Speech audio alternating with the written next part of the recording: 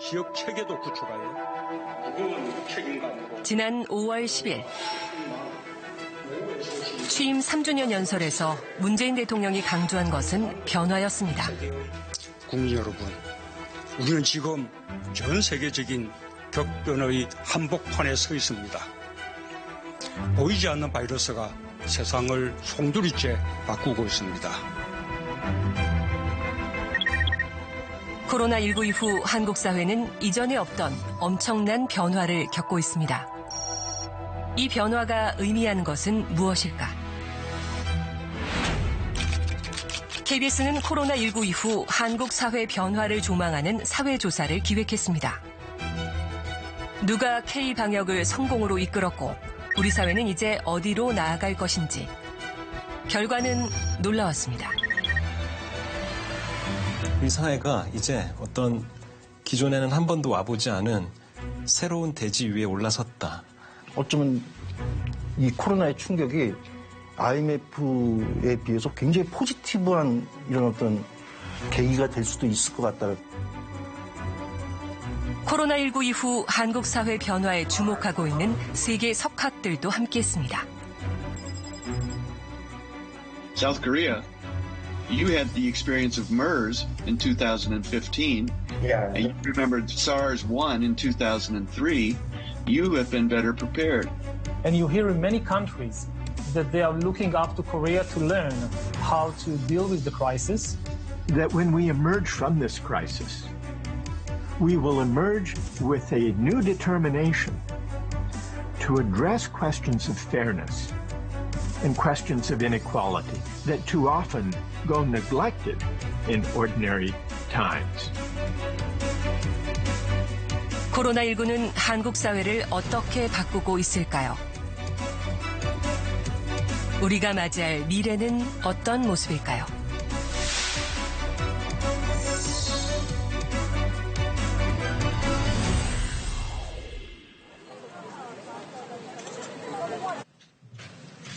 현지 시간 5월 12일 미국 백악관에서 켈리 맥커네니 대변인이 코로나19 브리핑을 시작합니다. 맥커네니 대변인은 미 전역 50개 주의 검사 실적을 제시하며 미국이 세계 어느 나라보다 코로나19 검사에 앞서 있다고 자평합니다. Finally, the U.S. now leads the world in testing. For weeks, the media cited South Korea as being the gold standard for testing. But as it stands, we are now testing at a higher rate per capita than South Korea. And in fact, as this chart is going to show you, in all 50 states, 자화자찬의 핵심은 한국을 추월했다는 겁니다. 코로나19 대응과 관련해 열린 미 상원 청문회. 미국 정부에 대한 비판이 줄을 잇습니다. We've surpassed South Korea in per capita testing, but in the critical month of March, South Korea was testing its population at a rate of 40 times the testing in the U.S. They have 256 deaths, and we have almost 80,000 deaths. I find our testing record nothing to celebrate whatsoever. 미국 정부의 코로나19 대응에 정반대 입장을 보이는 미 행정부와 의회. 하지만 한국에 대한 평가만큼은 일치했습니다. 여기서 등장하는 단어 골드 스탠다드. 한국의 방역을 가리키는 말입니다. Every evening on national television in the United States, we are seeing our commentators compare our approach to the crisis versus Korea. And Korea is the model of what should be done, and we are the model of what should not be done. So we're constantly measuring ourselves in relation to the success of Korea and our failures. Very unusual situation. I think one of the most important elements was the fact that you had the experience in the past of crises of that kind, and then you decided to prepare, which was not the case in Europe, where we didn't have a kind of experience linked to that. And then we were not prepared. 주차장이 비좁은 병원. 차가 없는 환자들이 한 사람씩 걸어 들어와 진료를 받습니다. 공중전화 부스 같은 1인 감염 안전진료소에서 의료진과 환자는 유리벽을 사이에 두고 만납니다. 접촉하지 않고도 환자 검체를 채취하고 의사소통은 인터폰으로 이뤄집니다. 전에 방호복을 잘 입었었다 하더라도 어찌됐건 간에 아무 제재 없이 직접 얼굴 그냥 마주치면서 대화를 했었기 때문에 약간 불안한 부분도 있었을 것 같은데요. 현재는 보호복을 입으면서 칸막까지 있으니까 훨씬 더 마음도 든든합니다. 끼고 있는 글러브, 그다음에 이 파란색 글러브. 이 병원은 언제 다시 닥쳐올지 모르는 감염병 대유행에 대비해 워크스루를 개발했습니다. 최근 특허까지 출원해 해외 수출을 앞두고 있습니다. 이제 2차 대유행을 대비해서 저희가 구축을 하게 되었고요. 24시간 365일 감염 의심 환자를 진료할 수 있는, 즉 소규모 재유행이 계속 반복될 때 24시간 운영할 수 있는 그런 선별진료소 체제를 이번에 만들게 되었습니다.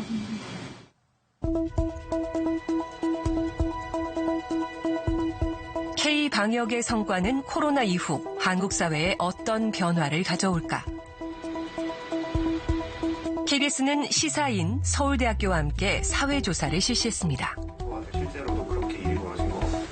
그러면 많은 부정적 정서가 섞여 있는데도 일반적으로 보통 위기 상황이 닥치면 그건 이제 다들 이제 코로나19 바이러스 그리고 한국 사회 인식 조사를 기획 분석한 전문가들과 함께 코로나19 이후 한국 사회에 일어나는 변화를 진단했습니다. 예, 사실은 그 기대했던 것보다 조금 더 그 결과가 어떻게 보면 정답처럼 나온 측면이 있어서 그런 그 결과가 나와서 좀 놀랐는데요. 그동안 한국 사람들이 믿을 구석이 하나도 없었는데 드디어 믿을 구석 하나 좀 이제야 발견했네 싶은 어떤 반응인 것 같기도 해요. 먼저 코로나19 이후 정부를 신뢰한다는 답이 크게 늘었습니다. 질병관리본부 같은 공적 영역에 대한 신뢰가 일제히 상승했습니다. 내가 살고 있는 나라, 한국에 대한 인식도 바뀌었습니다. 코로나19 이후 한국의 국가 역량이 선진국과 비교해 더 우수하다고 평가하는 사람들이 많았습니다. 시민 역량으로 질문을 바꾸자 다른 선진국들과의 차이는 더 벌어졌습니다. 함께 코로나19를 버텨내고 있는 이웃에 대한 신뢰로 풀이됩니다. 그 설문조사를 보면 뭐 정부에 대한 신뢰, 대통령에 대한 신뢰, 사회 주요 기관이나 그 제도들에 대한 신뢰는 일제히 다 올라갔고 우리나라 사람들이 이제 우리나라가 선진국이라고 다들 생각하고 국가 효능감, 심지어 자기 자신의 효능감까지 이제 올라갔는데 사회적 거리두기나 마스크 착용 같은 정부 방역 지침을 우리 국민이 잘 지키냐는 물음에도 후한 평가가 이어졌습니다.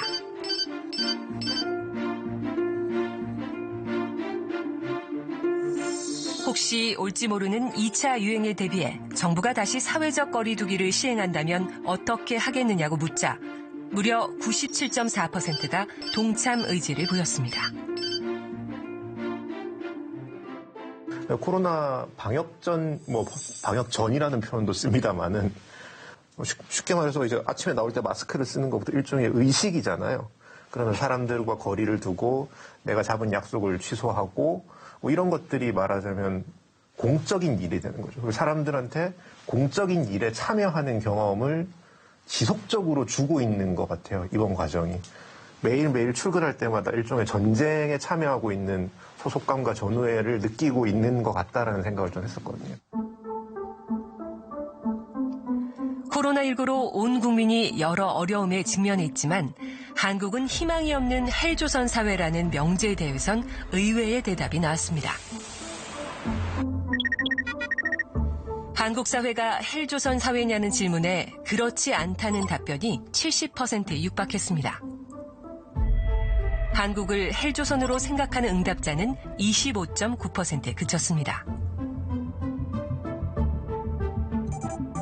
코로나19 유행 이전인 지난해 4월 조사 결과 비교해보면 차이가 확연합니다. 헬조선이라고 답한 응답자가 크게 줄었습니다.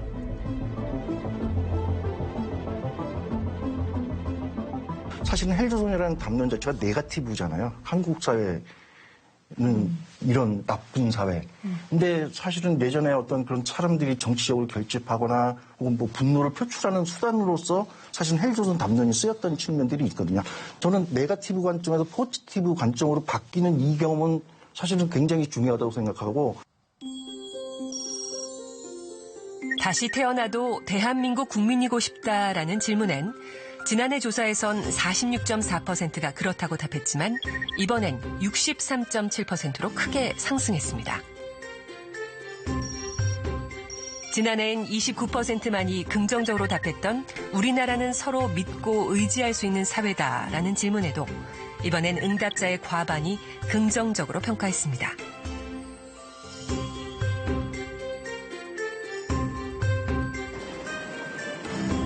바이러스 극복이라는 공동의 목표 앞에 공동체 사회 구성원들 사이에 신뢰와 연대감이 확산되고 있다는 분석입니다. 근데 감염병이라는 재난은 안전한 쪽에 속해 있는 사람의 입장에서도 다른 사람들이 낫지 않으면 언제든지 자기한테 다시 옮겨올 수도 있는 거잖아요. 그러니까 감염병이라는 재난은 아주 그런 면에서는 특별한 면이 있죠. 내가 연대하고 싶지 않아도 연대를 해야만 나도 살 수 있는 그런 특징을 가지고 있긴 하죠. K-방역의 성공으로 남다른 행보를 보이는 한국에 전 세계 석학들도 주목하고 있습니다.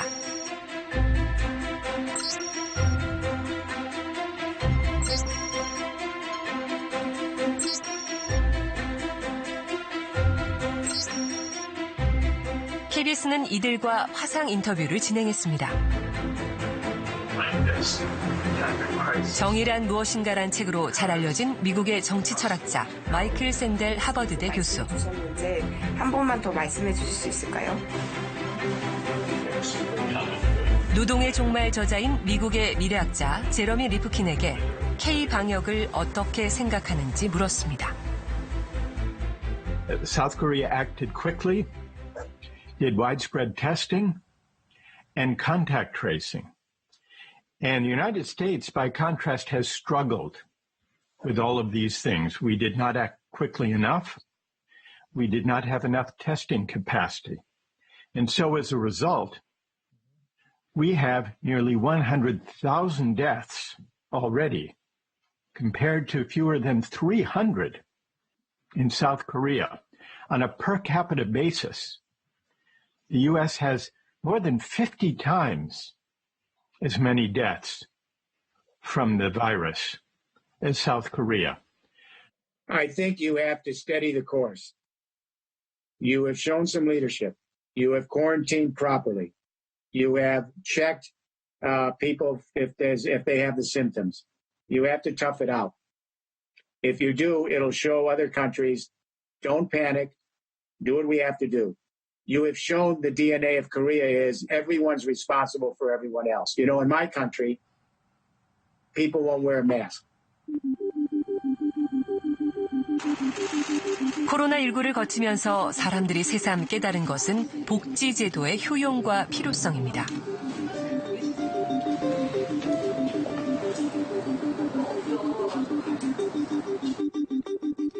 코로나19 직전인 지난 연말만 해도 우리 복지제도에 대한 신뢰는 50%에 미치지 못했습니다. 하지만 코로나19 이후 불과 5달 새 복지에 대한 신뢰가 큰 폭으로 상승했고 특히 건강보험 신뢰도는 87%를 넘어섰습니다. 복지제도에 대한 재발견이라 이야기합니다.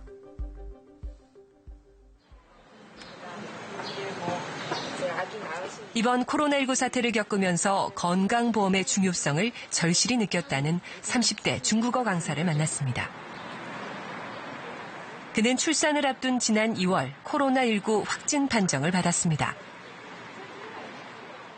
저랑 같이 식사를 했던 분이 확진 판명을 받았다고 해서 제가 임산부 나서 아무래도 면역력이 약하니까 혹시라도 감염됐을 위험이 있을 것 같아서 그래서 의료원에 찾아가서 검사를 받았습니다.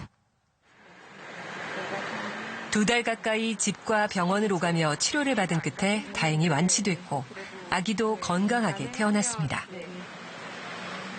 원래 예정일보다 10일 정도 주산을 했는데 그랬는데 되게 그래도 거의 엄청 우리 아가로 태어났어요. 18일 동안 입원 치료를 받고 퇴원한 그에게 청구된 진료비는 460만 원이 넘습니다. 이 중 환자가 지불한 건 서류 발급비 3천 원뿐. 400만 원은 국민건강보험에서 지급됐고 환자가 내야 하는 66만 원은 정부와 지자체가 냈습니다. 감염병은 감염병 예방법에 따라 국가와 지자체가 치료비를 부담합니다. 갑자기 코로나가 걸려가 되게 당황하지만 또 이거를 만약 본인 부담하라고 다 전역을 부담하려면 많이 부담이 컸을 텐데 또 이렇게 국가에서랑 또 공단에서 이렇게 지원을 해줘가지고 또 이렇게 치료를 받을 수 있어서 참 좋고 참 감사하고.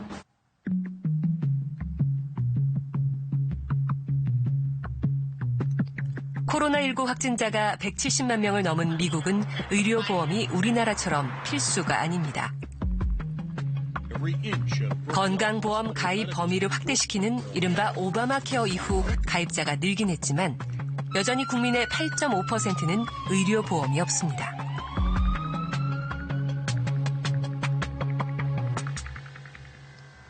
미국 매사추세츠에 사는 코로나19 확진자도 의료보험 없이 병원 치료를 받았습니다. 자신의 SNS에 치료비 내역을 공개했는데 청구액이 무려 34,900달러. 우리 돈으로 4천만 원이 넘습니다. 미국의 한 건강 관련 단체 예측에 따르면 보험이 없는 사람이 6일 동안 코로나19로 입원 치료를 받을 경우 평균 73,300달러, 우리 돈으로 9천만 원 넘게 내야 합니다.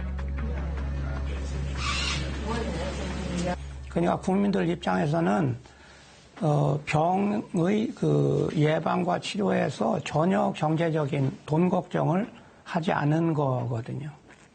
그러니까 당연히 국가가 그 훌륭한 역할을 해줬다. 그리고 나는 국가 때문에 안심할 수 있었다라는 느낌을 가진 거예요. 우리나라 의료보험제도는 1963년 제정된 의료보험법이 시초입니다. 이후 수백 개로 쪼개져 운영되던 개별 조합을 통합, 명실상부 전 국민 의료보험으로 확대한 건 IMF 외환위기 직후 출범한 국민의 정부 시절입니다.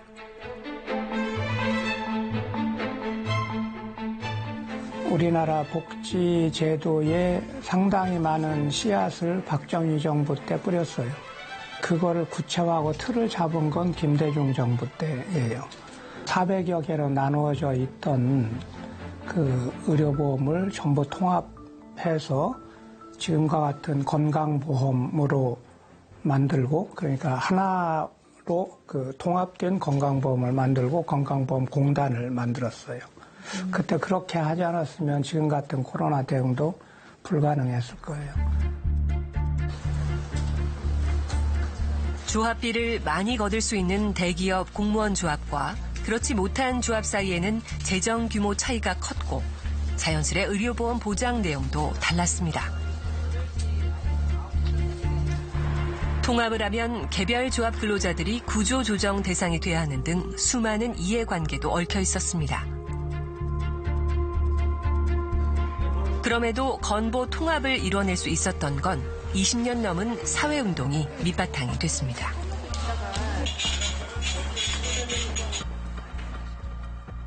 여러 개의 조합으로 나누어져 있으면 부자들과 가난한 사람들 사이에 그 상부상조가 되지 않는다. 그러니까 부자들은 부자들끼리 현대 직원, 삼성 직원들끼리만 지역적으로도 그 서초나 강남 같은 부자 지역이 있고 못 사는 시골 지역이 있는데 그러면 끼리끼리만 모아놓으면 도저히 그 위험 분산이 안 되고 상부상조가 안 된다 이런 거였어요. 코로나19 이후 대량 실업과 부진한 경제 지표가 이어지면서 경제 위기가 이제 우려가 아니라 현실로 나타나고 있습니다. 프랑스 대표학자 자크 아탈리, 노벨 경제학상을 수상한 스티글리츠는 코로나19 이후의 세상에서 지켜야 할 건 사람이라고 말합니다. There are so many Americans who are losing their jobs, who will not be protected adequately by UI, unemployment insurance, or protected at all by unemployment insurance. Don't suffer enormously, but also that our economy doesn't. I think it's clear there is a huge danger that the poor, which are working in very bad conditions, will be the main victims around the world. Call center is an example, but it's not the only one. 한국 사회도 코로나19 이후 가려졌던 노동 문제가 전면에 등장했습니다. 법으로 보호받지 못하는 노동자들입니다. Part of what we've seen in the pandemic is how a crisis makes clear, highlights conditions in the society that pre-exist the crisis have become increasingly unequal. The gap between rich and poor has been growing in recent decades. This inequality is certainly a problem that we are facing in the United States, and I'm aware that there is also deep inequality in South Korea. 11년째 초등학교 방과후 교실에서 한자를 가르치는 박지은 씨가 그런 노동자입니다. 지금 저희가 3월에 계약서를 처음에 이제 3월 초에 그래도 썼는데 그때 계약서 쓰고 이제 단 한 번도 학교를 못 온 거죠. 수업이 안 됐으니까요.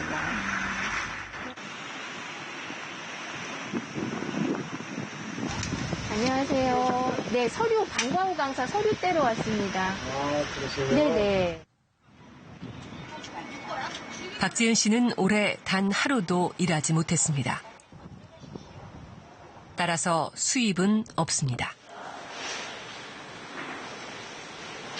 3월 달부터 제가 정말 10원 한 장도 못 번 상황이거든요. 그래서 당연히 이제 국가에서 지원금을 다행히도 이제 뭐 50만 원 한 번 주는 거긴 하지만 제가 일을 못한 부분 어떻게 보면 저희에게 이게 고용보험, 뭐 실업수당 뭐 약간 좀 그런 의미로 다가와서 네 그래서 사실 받으려고 하는 거거든요.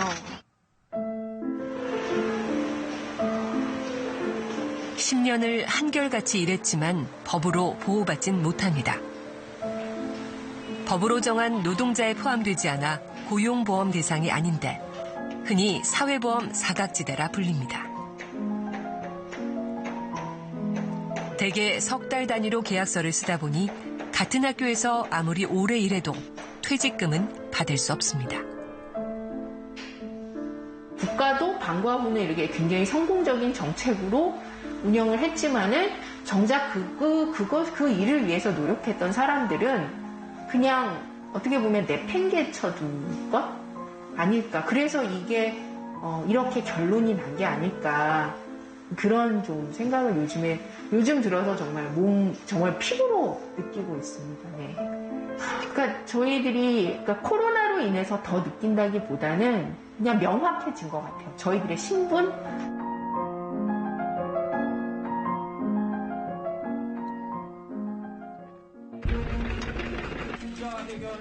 생존 절벽에 내몰린 사람들. 정부는 최근 겪고 있는 대량 실업과 고용 불안의 기억은 23년 전 IMF 외환위기 때까지 거슬러 올라갑니다. 공무원 시험을 준비하는 대학 졸업생도 크게 늘어나 실업률은 올해 2배가 넘는 5% 정도 선으로 치솟고 실업자가 무려 100만 명에 이를 것이라는 어두운 전망이 나오고 있습니다. 사상 최악의 실업 사태가 우려되고 있다는 소식. 아르바이트 자리라도 상관없다. 일자리를 달라. 대학생 아르바이트 채용 박람회장에는 이처럼 일자리를 찾아 나선 사람들이 꼬리에 꼬리를 이었습니다. 행사가 시작되기 무섭게 몰려든 구직자들로 이내 아르바이트 자리가 동이 났습니다. 대학 졸업을 앞두고 찾아온 IMF 위기에 취업이 늦어지고 임금도 깎인 채 사회에 첫 발을 떼면서 결국 일생 동안 소득이 적어지게 된 IMF 세대. 그와 비슷한 코로나 세대가 탄생하는 것은 아닐까. 사실 지난 IMF가 이제 한국의 고용 안전망이 정말 전무하구나 이게 체감했던 계기라면 이제 IMF 이후에 그 수준의 위기라고 얘기하는 코로나 사태가 그걸 이제 체감하게 한 거죠. IMF 때 만들었던 한국의 고용보험 안전망이 한 23년 지나고 나니까 지금 시대에 부족하구나. 이 코로나 때 경험하는 건 이 위험은 개인이 극복할 수 있는 위험들이 아니에요. 세계적인 경제 위기나 이런 것도 이제 개인이 내가 열심히 해서 극복할 수 있는 경제 위기가 아닙니다. 이건 사회 전체가 대응해야 되는 위기입니다. 그렇게 하면 사회 전체가 이를 대응하기 위해서는 당연히 사회 전체가 같이 부담해야 되는 것도 필요한 겁니다. 우리는 그런 것들을 지금까지 한국 사회는 너무 개인이 극복하고 개인이 대응하는 걸로 해왔죠. 관광 경영을 전공한 취업준비생 김종선 씨. 여행사 취업을 준비하고 있던 그에게 코로나19 위기는 더 크게 다가올 수밖에 없습니다. 이 코로나 사태가 좀 진정이 된다고 하더라도 과연 업계가 다시 살아날 수 있을까? 이런 고민도 생기고 그래서 아예 뭐 공무원이나 그런 다른 시험을 준비해야 할까? 고민이 되는 것 같아요. 다른 분야 취업도 준비하고 싶지만 요즘은 신규 채용 자체가 드뭅니다. 코로나 때문에 조금 앞날이 사라진 것 같아요. 원래는 저 멀리 있는 앞날을 그래도 그려보고 희망하면서 달렸던 게 있는데 지금은 원래는 정말 작은 일자리까지도 사이트에 몇 페이지 찾는 게 일이었던 시기였는데 요즘은 정말 0페이지더라고요. 그래서 도대체 뭘 보고 공부를 하고 연습을 하고 준비를 해야 할까라는 생각이 드는 만큼 막막한 시기인데 취업 준비도 힘들지만 식비와 주거비, 학원비와 시험 응시 비용 등 생활비도 큰 부담입니다.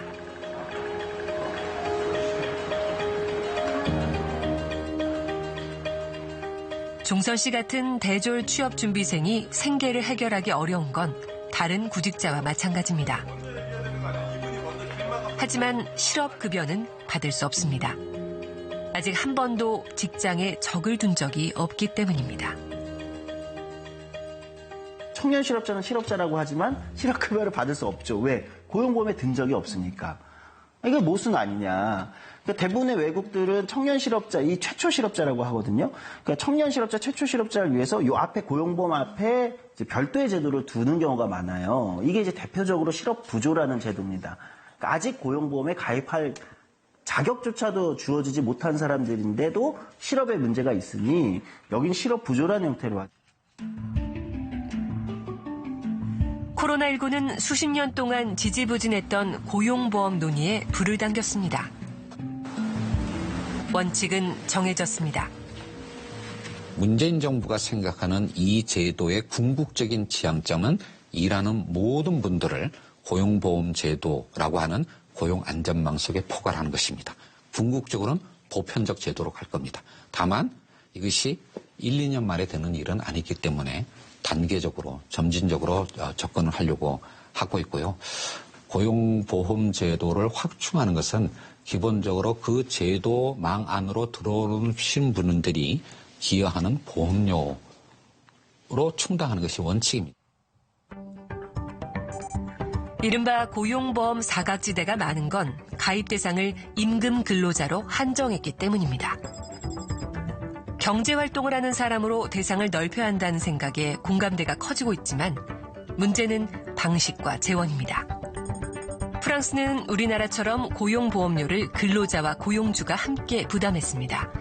하지만 2년 전 자영업자와 자발적 퇴직자 등으로 실업급여 대상을 확대했습니다.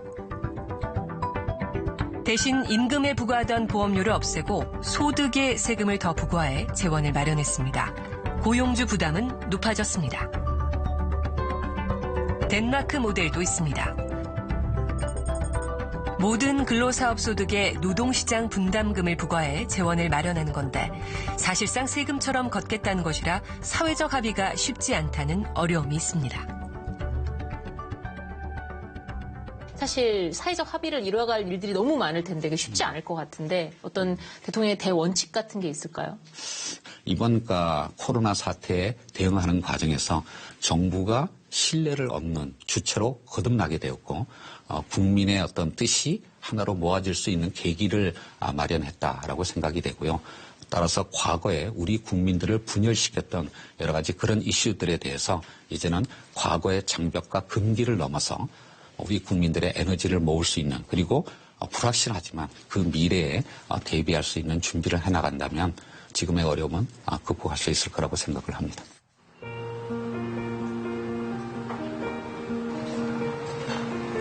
고명자 씨는 20년째 경기도 수원에서 식당을 운영하고 있습니다.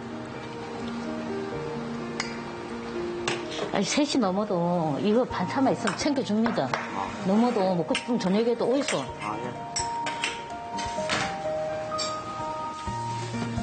가게 문을 닫아본 적이 거의 없었다는 그는 지난 2월 20년 만에 처음 휴가를 얻었습니다.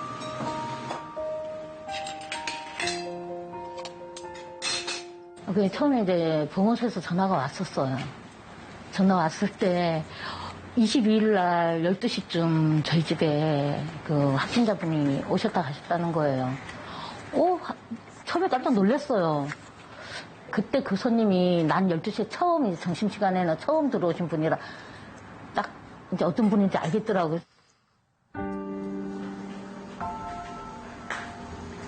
코로나19 확진자가 가게를 다녀가면서 자가격리를 해야 하는 상황이 됐습니다. 2주 동안 장사 못 하면 다 버려야 되잖아요. 국도 엄청 끓여놓은 거 다 버리고 냉장고에 있는 것도 물건 다 버리고 이제 그러면서 내가 이제 물어봤어요. 혹시 자가격리는 제가 집에서는 할 수가 없는데 어떻게 하면 좋겠냐 하니까는 그러면은 시에서 운영하는 대로 가실래요? 그래, 예, 그렇게 해주세요. 조치를. 집에 가면 손자도 있고 손녀도 있고 이제 임산부 며느리도 있는데 제가 갈 수가 없고 그럼 시에서 운영하는 대로 제가 들어가겠습니다. 요거는 점심 식사, 요거는 저녁, 요거는 아침. 제가 바깥에 요 장사하면서 바빠서 못 먹을 때도 있거든요. 근데 거기서 꼬박꼬박요 간식까지 다 챙겨주시는데 그래서 내가 느꼈어요. 야, 세금을 잘 내야 되겠다. 이게 다 세금이잖아요. 이렇게 하려면 돈이 얼마 많이 들어가겠어요. 네, 손님, 다 단골 손님이에요. 불안과 걱정이 교차했던 14일. 고명자 씨에게 가장 큰 힘이 되었던 건 이웃의 따뜻한 응원과 격려였습니다. 그 안에 솔직히 말해서 받는 그 손편지 보는 순간 제 눈물이 막 나왔었어요. 힘드시지만 용기를 갖고 이겨내시라고 그러고 마음 찡하잖아요. 제가 서러워서 온 건 아니에요. 감동받아서요. 감동받아서 제가. 자가격리를 무사히 마치고 다시 가게 문을 연 요즘. 가게에 들렀던 그 확진자를 생각하면 고마움부터 떠올립니다. 마스크를 잘 써준 덕분에 별탈 없이 일상으로 복귀할 수 있었다는 생각에서입니다. 그래도 주의를 많이 해줘서 저한테는 큰 피해를 안 줬구나. 그게 진짜 고맙기도 하고요. 그분도 막 다 나서서 잘 나왔으면 고맙고. 네. 혹시나 그분이 이 방송을 만약에 나가서 보신다면은 뭐 전화를 한 통화 주시든지 건강하다고 그랬으면 저도 마음이 좀 놓일 것 같아요. 더. 궁금해요, 사실은 지금까지도.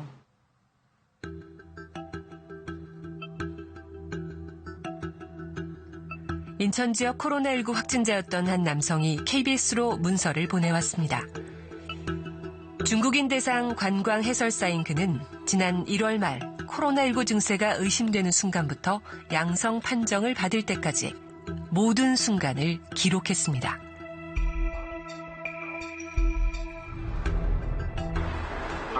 경복궁, 창덕궁, 전쟁기념관에서 이렇게 중국인 관광객들을 대상으로 해설을 했거든요. 그래서 주의하자는 차원에서 외출을 않고 이렇게 계속 집에만 있었거든요. 예. 인후통, 그리고 기침, 가래 증상, 코로나19의 전형적인 증상이 나타나기 시작했거든요.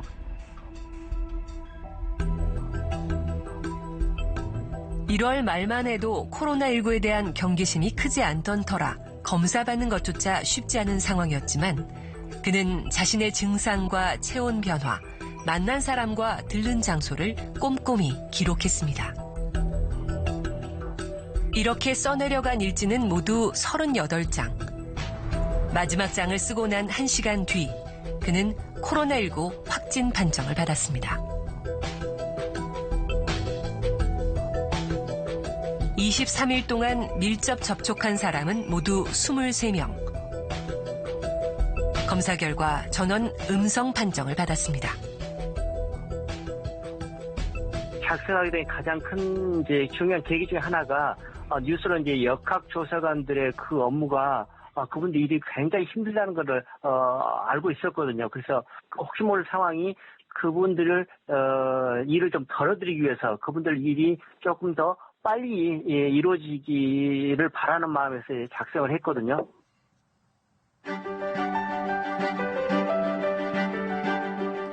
K-방역이 성공할 수 있었던 건 투명성과 전문성이 있습니다. 감염증 해외 유입 확진 환자를 확인하였습니다.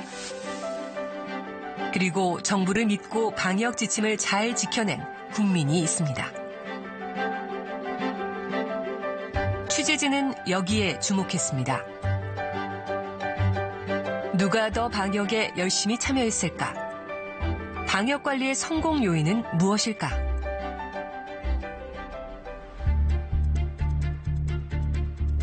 K-방역의 원동력이 궁금한 건 다른 나라들도 마찬가지였습니다.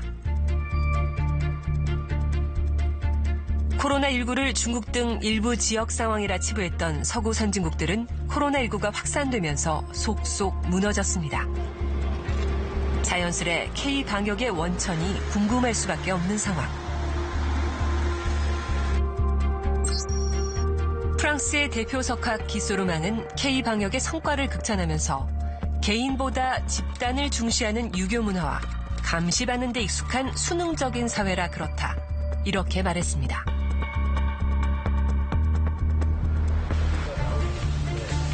KBS는 이번 사회조사 결과를 임동균 교수와 함께 분석했습니다.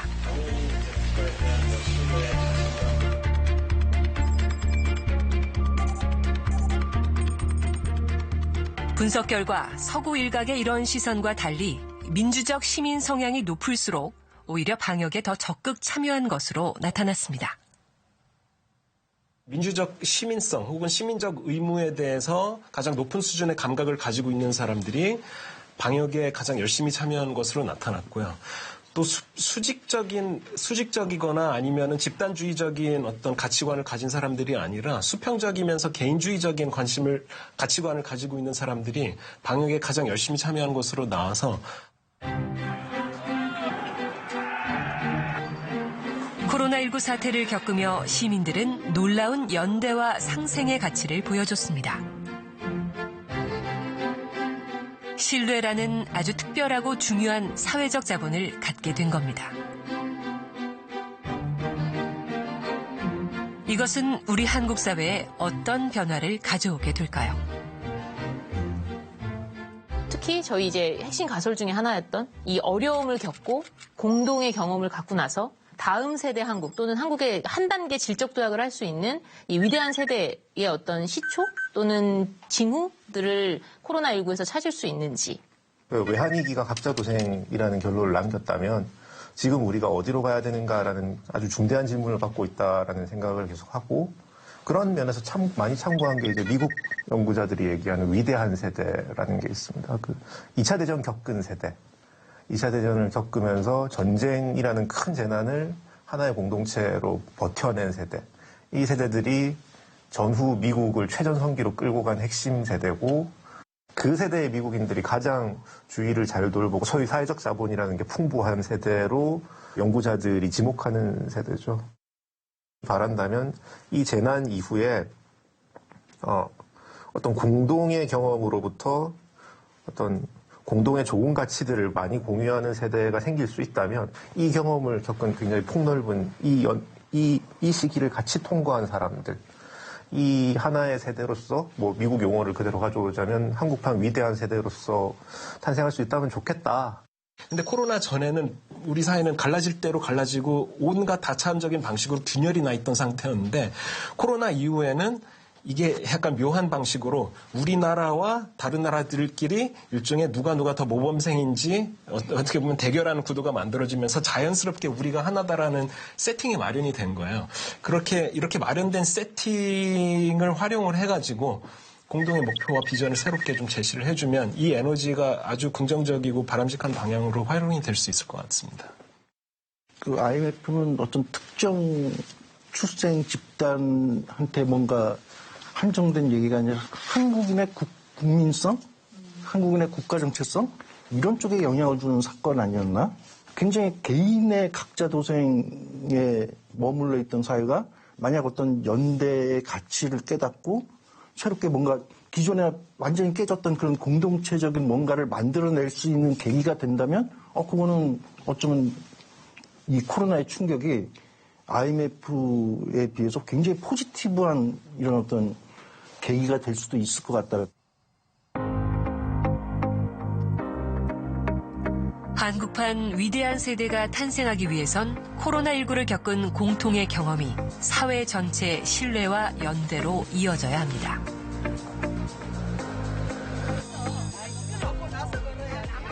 근데 이게 약간 역설적인 것은 한국에서 신뢰가 낮아지는 것이 투명성이 높아지고 민주화가 진전되는 것과 관련이 있어요. 한국은 87년 이전에는 정부가 하는 말을 다 믿는 거죠. 그거 말고 다른 정보가 없으니까. 그러다가 투명성이 높아지고 민주화가 진전되고 이러면서 그게 사실이 아니었었네. 다른 의견도 있네. 그건 거짓말이었었네. 라고 신뢰하지 않기 시작하면서 지금보다 투명성이 더 높아지고 민주주의가 더 진전이 되면 이제는 질적으로 새로운 단계에 신뢰가 높아지는 그런 단계로 갈 것이라고 생각이 되고요. 그런 의미에서 이번 코로나19는 그렇게 신뢰가 높아질 수 있는 하나의 계기를 제공했다고도 볼 수 있을 것 같아요. 트러스트에서 한국을 신뢰가 낮은 국가로 분류했던 미국 정치학자 프랜시스 후쿠야마도 K-방역의 성과를 보고 한국의 신뢰 수준을 다시 평가했습니다. You know, the kind of trust that I was talking about in that book was really a sort of horizontal trust between citizens. But I think clearly there's also a matter of a vertical trust between citizens and the state. And in that respect, I think Korea managed to achieve, a fairly high degree of trust. So I would say that. 하지만 후쿠야마 교수는 코로나19로 형성된 제도 신뢰, 공적 신뢰는 언제든 사라질 수 있다고 경고합니다. And I think that Korea's leadership in this crisis was good, and therefore there has been a lot of national unity. But that is something that is potentially fragile. If you get a different kind of leader who is more divisive or less competent, then I think you could lose that. So it's not a permanent condition necessarily. It's one that I think you're very lucky to have right now, and you should try to hold on to it for as long as possible. 실제로 코로나19 방역 성과에서 높아진 신뢰의 핵심은 질병관리본부로 대표되는 정부 신뢰에 있습니다.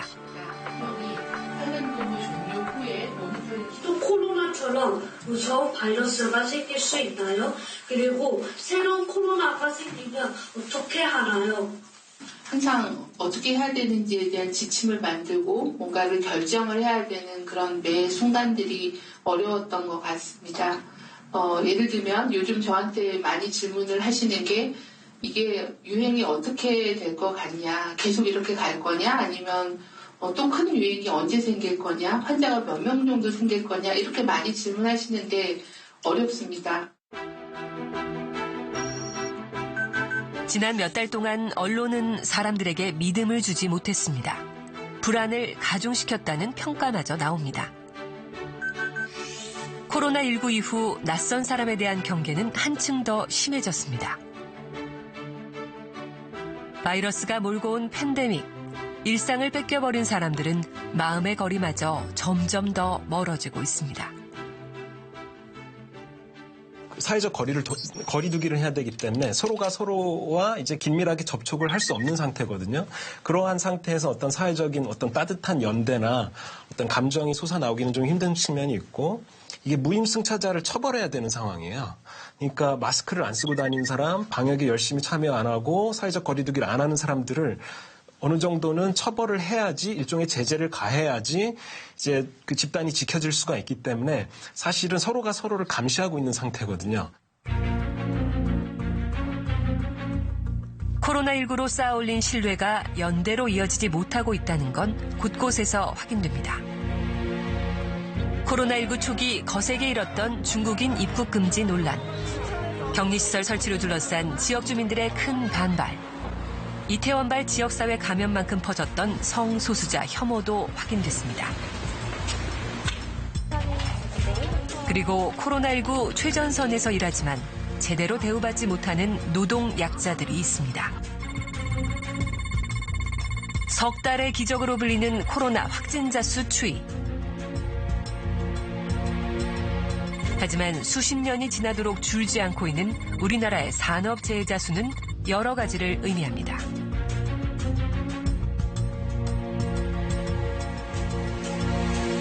서로의 생명을 지켜주고 있는 코로나19 연대는 적어도 아직은 감염병이라는 제한적 상황에서만 작동하는 것처럼 보입니다.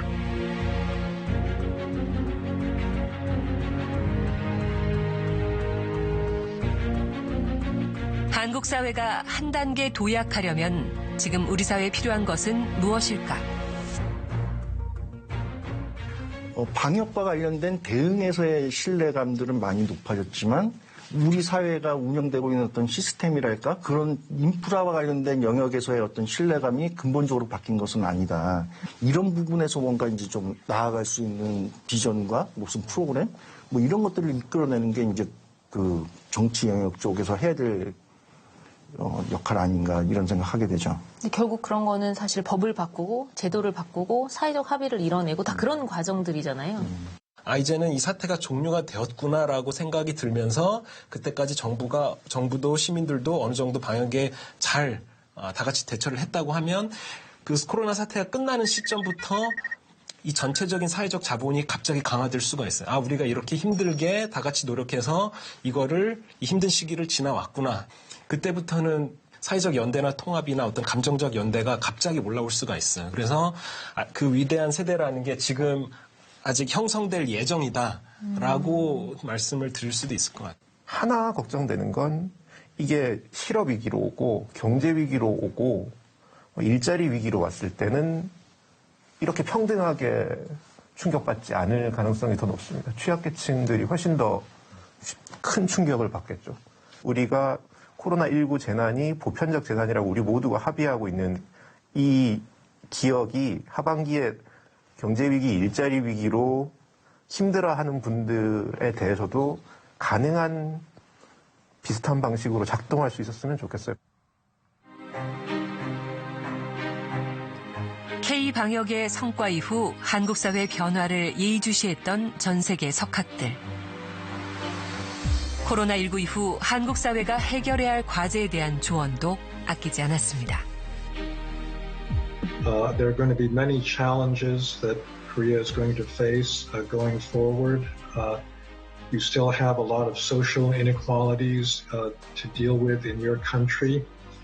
I think that the kind of protections that marginalized people or working people enjoy could always be strengthened. And I think that the pandemic always reveals how differently different types of people suffer from a crisis, because there are many people who don't suffer at all, but many ordinary working people have to take risks. We're realizing that there's a much older DNA which Korea knows about. We are a social species. We always have been. And we first seek community. And our individual identity is bound up in the larger relationships in which we are engaged. And all around the world and all through history, we have been successful because we cooperate. We're empathic. We engage each other. We help each other.